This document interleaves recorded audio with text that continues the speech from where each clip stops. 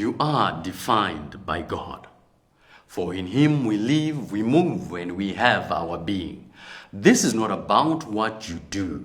This is about who you are. You are not the sum of your worst mistakes. You are not what they called you.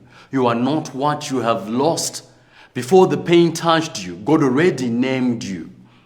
When the world rejected you, God never stepped back. He stayed closer than you have ever realized. You don't need to perform to belong. You don't need to pretend to be loved. God doesn't love a future version of you. He loves you now. If God holds your being, then you are never forgotten. When you stand in God, identity becomes rest and not a struggle.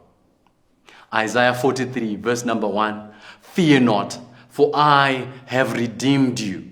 I've called you by name. You are mine. Psalms chapter number 139 verse number 13 to 14. It says, I'm fearfully and wonderfully made.